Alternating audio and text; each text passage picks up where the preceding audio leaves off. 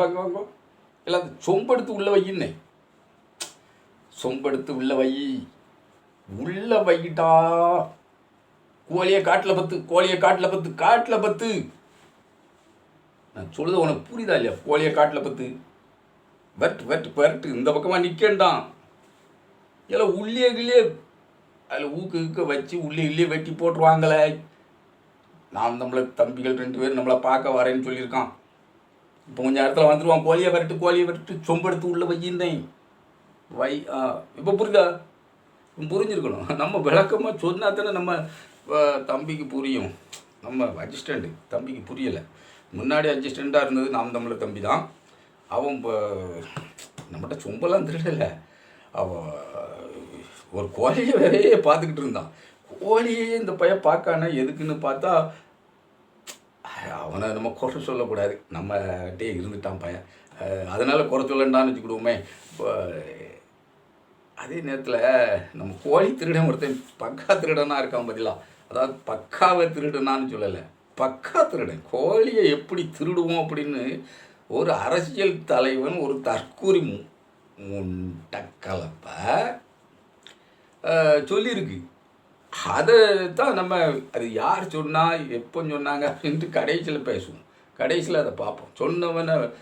சொன்ன அவன் வாயாலே போட்டு காட்டுவோம். அது இருக்கட்டும். ஏன்னா கோழி திருடுதவன் எவ்வளவு பெரிய யோக்கியனாக இருப்பான். அதாவது ஒரு முன்னாடி வகுப்பில் கதை சொல்லுவாங்க. அதாவது ஒரு ஊசி எடுத்துக்கிட்டு வந்தான். பக்கத்து வீட்டில் போய், அம்மா ஆகா ஊசி கொண்டாட்டியாடா, துணி தைக்க உதவுண்டா அப்படின்னு சொல்லி வாங்கி வச்சுக்கிட்டா. அதுக்கடுத்தால பிள்ளை இன்னொரு இடத்துல போய் ஒரு ஜோடி செருப்பு எடுத்துக்கிட்டு வந்தான். சரிடா நமக்கு செருப்பு இல்லை நம்ம வீட்டில், ஆகா நல்ல பிள்ளைடா அப்படின்னு சொல்லி வாங்கி வச்சுக்கிட்டு வந்துட்டான். நீ எங்கே எடுத்த, ஏன் எடுத்தல, யார் பொருள், இதை எதுக்குள்ள எடுத்துகிட்டு வந்த, இப்படி எடுத்துகிட்டு வந்தால் அதை திருட்டு, அது களவு, அது கேப் மாதிரித்தனம், முள்ள மாதிரித்தனம், முடிச்சரிக்கைத்தனம், இது காலத்துக்கும் தொடரும் மேலே இந்த மாதிரி காரியத்தை செய்யலாமேனு 4 சாத்து முதல சாத்திருக்கணும். அதெல்லாம் கன்னத்தில் 2 இழுப்பு இழுத்துருக்கணும். அதை செய்யலை அந்த தாய். அவனை பாராட்டினாள், சீராட்டினாள், தாளாட்டினாள். அதாவது ஸ்கூலில் சொல்லக்கூடிய இந்த கதை நம்ம சொன்ன கதை இல்லைங்க, இது ஸ்கூலில் சொன்ன கதை தான். அது பின்னாளில் அவன் பெரிய திருடனாக ஆகிட்டான். பெரிய திருடனாகும்போது பிறகு 4 பேர் பிடிப்பாங்க. 4 பேர் பிடிச்சி வச்சு அடித்து ஒடிச்சு மரத்தில் அந்த போலில் அந்த மின்விளக்கு கம்பத்தில் அரை கம்பத்தில் தூக்கி வச்சு கட்டி சாணி கிணியை கரைச்சி அப்படி ஊற்றும் போது அம்மா பார்க்குறா, இதேமே நொறுங்கி போனான். அடப்பாவி, அன்னைக்கே அந்த ஊசியை கலான்ட்டு வரும்போது நம்ம பிள்ளையை திருத்தணும் இல்லையே, இன்றைக்கி இந்த நிலைக்கு ஆளாயிருக்க மாட்டேமே, அவள் இதே நொறுங்கி போய் அழுகுதான் அப்படின்னு வச்சுக்கிடுங்களேன். அந்த மாதிரி மோசமான நிலைக்கு ஒருத்தன் போயிடுவான் அப்படின்னு நம்ம எல்லோரும் சொல்லுறதுக்கு இல்லை. இந்த கோழி திருடன்னா நம்ம அப்படி சொல்லுறதுக்கு இல்லை. அவன் இவ்வளோ நேக்காக திருடியிருக்கான் பாருங்கள். அதாவது அந்த கோழிக்கு அதாவது எதிரி பக்கத்து வீட்டுக்காரன் கெத்த என்னடா நீ அப்படின்னு சொன்னான்னா, இவன் ஓஹோ அப்படின்னு வேட்டியை அதாவது சாரத்தை அப்படி மடித்து கட்டிக்கிட்டு, ஓஹோ நீ அப்படியா பேசுத, இருளே நான் யார் தெரியுமாலே, ஜெய்மன் ஜெபஸ்டான், சும்மா நினச்சிக்கலே, இல்லை தொலைச்சி விடுங்களே ராஸ்கல் பாடுவா, இரு ஆப்போடி ரொம்ப திமிரா பேசுனா பார்ப்போம். ரொம்ப பேசுறேன்னு வெங்காயத்துல முள்ள குத்தி அவங்க வீட்டு கோழிக்கு போட்டு விட்டோன்னா அவர் வேகமா கொத்தி அதை எடுக்க முடியாது, முழுங்கிறாரு. முழுங்கும் போது இங்க மாட்டிக்கிறது, சத்தம் போட முடியாது. ரப்பன் எடுத்து கையில போட்டு அப்படியே மடிச்சு கட்டிட்டு போயிடுவாங்க ஒருத்தவங்க. போய் நைஸா அந்த கோழிக்கு உள்ளியில் ஒரு முள்ளை சொருவி வச்சாச்சுன்னா அது உள்ளி எடுத்து கபக்குன்னு கடிச்சிடுமா. உள்ளி எடுத்து கபக்குன்னு கடிச்ச உடனே முள் வாய்க்கில் சிக்கிடுது. வாய்க்கில் சிக்கின உடனே சத்தம் போட முடியாது, கெக்க பெக்கன்ட்டுலாம் கோழி சத்தம் போட முடியாது. அவன் சொல்லுதான், எனக்கு தெரியாது முள் போட்டால் சத்தம் போடுமா இல்லையாங்கிறது நமக்கு தெரியாது. கோழி சத்தம் போடுமா இல்லையான்னு நமக்கு தெரியாது. மற்ற நேரத்தில் சத்தம் போடுது, அந்த முள் சிக்கிக்கிட்டால் சத்தம் போடுமா இல்லையான்னு தெரியாது. அவனுக்கு தெரிஞ்சிருக்குன்னு வச்சுக்கிடுவோமே.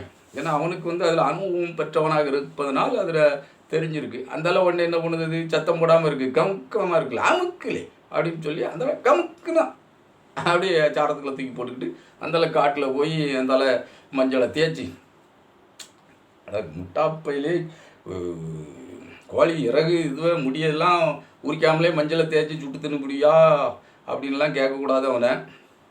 அவன் அப்படி பயதான், தற்கூரி பயதான். அப்படி தின்னாலும் தின்னுக்கிட்டே இருப்பான்னு வச்சுக்கிடுங்களேன்.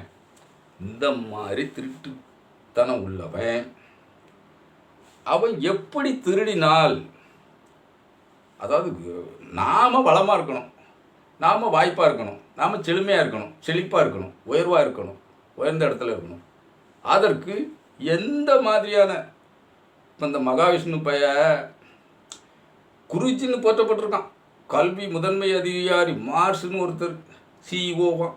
அவர் வாட்ஸ்அப் குரூப்லலாம் குருஜியை அவர் அவமானப்படுத்தி விட்டார், நன்றி உரை சொல்ல வேண்டிய சங்கர் இப்படிலாம் பண்ணிவிட்டார், நீங்கள் நல்லபடியாக நடத்துங்க, இங்கே வந்து அவர் அவமானப்படக்கூடாது, மற்றபடி ஆபாசமெல்லாம் பேச மாட்டார், அவர் வந்து ரொம்ப ஒழுக்கமானவர், தாயோடு மகன் புணரலாம், பிள்ளை பிறக்கத்தானே செய்யும், இது இயற்கை தானே, இதில் என்ன குற்றம்? அருணகிரிநாதர் 1000 பேரோடு புணர்ந்தவர், 1000க்கும் மேலே இருக்கும். எது மகாவிஷ்ணு குருஜி. யாருக்கு குருஜின்னா அந்த சிஓ, கல்வி முதன்மை அதிகாரிக்கு. அங்கே மெட்ராஸில் இருக்குது, நம்ம பகுதியில் இல்லை, அந்த மார்ஸுங்காங்க அவருக்கு. அருணகிரிநாதர் அவ்வளோ பெரிய லோப்பருக்கு மேலாம் ஸ்கொயரு கீப்பு அப்படி போட்டு போகலாம். அப்படிப்பட்ட லோப்பருக்கு முருகன் காட்சி தான் அருளினான், பக்தி ரசம் பாட வைத்தான். அப்போ முருகன் விட்டாளா இல்லை அதை கேட்குற நாம விட்டாளா அப்படின்னு நமக்கே கொஸ்டின் வைத்து இந்து மதத்தை புண்படுத்தான். அவனை கேள்வி கேட்க இந்த எச்சியா ராஜா வகையாராக்களுக்கு துப்பு இருக்கா? அந்த கேப் மாதிரி ஜோம்பீஸுக்கு துப்பு இருக்கா?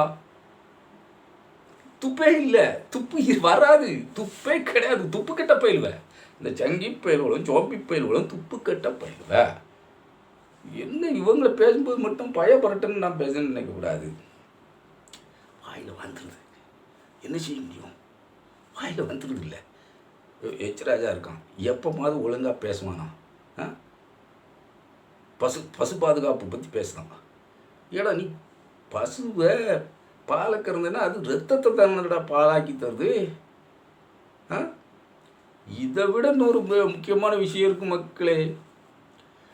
பசுனுடைய கொழுப்பு அண்டு எலும்பு இந்த ரெண்டையும் வைத்து தான் இந்த மாத்திரைக்கு கேப்சூல் போடுதுங்கள, கேப்சூலுங்கம்ல மாத்திரை, அதனுடைய அந்த கவர் அது வந்து என்ன மாதிரி இருக்கும், நம்ம பிளாஸ்டிக் மாதிரி இருக்கும். ஆனால் உண்மையில் அது பிளாஸ்டிக் கிடையாது. இந்த பசுமாட்டினுடைய எலும்பிலும் கொழுப்பிலுமாக உருவாகக்கூடிய பொருள் தான் அந்த கேப்சூலாக இப்படி அடைக்கப்பட்டு உள்ள மருந்து வச்சு நம்ம கேப்சூலாக தராங்க. அதை திங்கல்ல, பசுமாட்டு எலும்பை திங்கலாடா, அது வாயில் கரைஞ்சி போகல அப்படின்னு உழைஞ்சிக்கிட்டு போகிற, வாயில் கரைஞ்சி போகல. எத்தனை மாத்திரைகள் அப்படி இருக்குது, எத்தனை கேப்சூல்ஸ் இருக்குது. நீ ஒரு நாளைக்காவது ஒன்று தின்னுக்கிட்டு தானே இருக்க. உனக்கு அதில் எந்த எரிச்சலும் தெரியலை. ஏன்னா அது ஆலைக்கு போய் வருது, ஆலைக்கு போய் வந்தால் ஆலைக்கு போயிட்டு வந்தால் அது சாலவும் சிறந்ததாக மாறி போயிடுது, அப்படி தானே? சரி அது விடு. அப்போ அப்படிலாம் புரியாமல் பேசுவான். இங்கிலீஷ் வேண்டாம்மா, இங்கிலீஷ்காரனே வேண்டாம்மா. அவன் கண்டுபிடிச்சதை தான் நொட்டுவான். அவன் எதெல்லாம் கண்டுபிடிச்சானோ அதில் தான் ஏறி போவான், அதில் தான் பேசுவான், அதில் தான் பாடுவான், அதில் தான் ஒலியாக வருவான். அவன் கண்டுபிடிச்சதெல்லாம் வேணும். ஆனால் இங்கிலீஷ்காரன் வேண்டாம், எனக்கு ஹிந்தி போதும். ஹிந்தியில் என்ன இருக்குது அப்படின்னு கேட்டால், ஹிந்தியில் பேசினாலே நாங்கள் வேலையை பூராத்தையும் பெருசாக்கி கிழிச்சிருவோம். ஏன்னா ஹிந்தி தவிர அந்த கம்நாட்டிகளுக்கு வேறு ஒன்றுமே தெரியாது அப்படின்னு அவன் சொல்லாமல் சொல்லுவான் அப்படின்னு வச்சுக்கிடுவோமே. இது நமக்கு எதுக்குங்க அப்படின்ட்டு ஹிந்தி தான் படிப்போம் அப்படின்ட்டு நிற்பான். அது அவனுடைய வழக்கம் அப்படின்னு வச்சுக்கிடுங்க. இங்கே ஒருத்தன், இப்போ நம்ம என்ன பேசிக்கிட்டு இருந்தோம், எதில் டைவர்ட் ஆகி போயிருக்கோம். இங்கே ஒருத்தன் இந்த கோழி திருடம்லாம் இருக்காமல, இந்த கோழி திருடம் என்ன சொல்லுதான்னா,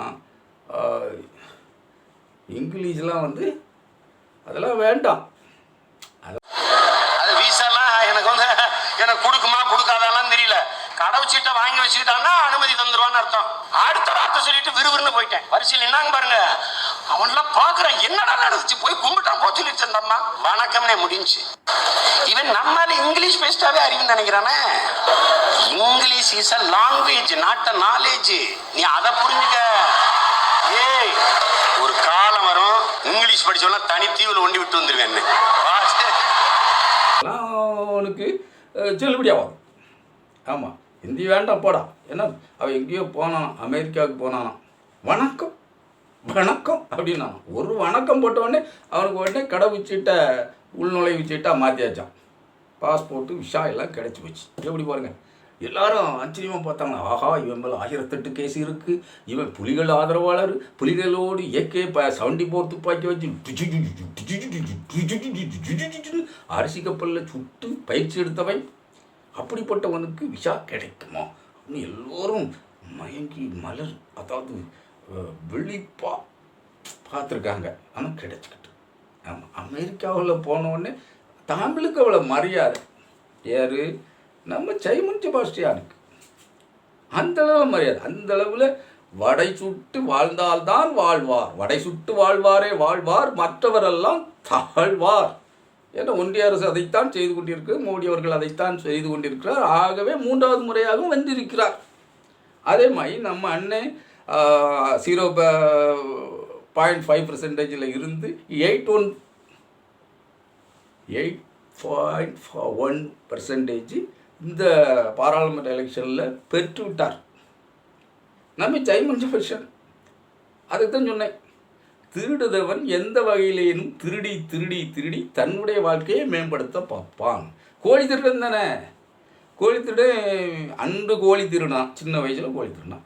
இன்று மக்களுடைய மனங்களை திருடுவதற்கு ஈழத்தினுடைய நிலையை வைத்து கதை திருடி, கதை எங்கேருந்து தான் கிடைக்க தெரியல, அதை திருடி மேடைகளில் விற்று விற்று விற்று விற்று விற்று வயிறு வளர்க்கிறான், வாய் வளர்க்கிறான், பிள்ளை வளர்க்கிறான். பிள்ளையை படிக்க வைக்கான், பல லட்சம் ரூபா செலவு பண்ணி பிள்ளை வளர்க்கிறான். காக்கா கூட வளர்க்காயா, 30-40 காக்காய்க்கு அசைவ உணவு, முட்டை, பிரியாணி, நெய்ச்சோறு தான் போடுதான். அப்போ தான் காக்கா சாப்பிடுது. அந்த மாதிரி பிரியமான ஆளுன்னு வச்சுக்கிடுவோமே நம்ம சைமன் செபாஸ்டியான். அப்படிப்பட்ட சைமன் செபாஸ்டியான் ஒரு இடத்துல அவனாவே சொல்லுதான், ஆட்சிக்கு வர்றதுக்குள்ள எங்கள் நொன்னை சீமானே, எங்கள் அண்ணன் இல்லை வெறுமுட்டிகளா ஏட்டா கோவப்படுதிய, ஐயோ கோவப்படாங்கடா, 10 பேருக்கு பரப்பி விடுங்க நம்ம வீடியோவை. அதை பரப்புனேன்னா தான் அண்ணனுடைய நிலைகளை தம்பிகள் தெரிந்து கொண்டு கைத்தட்டுவதற்கு. அண்ணன் என்ன பேச வர்றார், அடுத்த கூட்டத்தில் அண்ணன் என்ன பேச வர்றார் தெரிஞ்சு முன்னகிட்டே கைத்தட்டி வைக்கலாம்ல.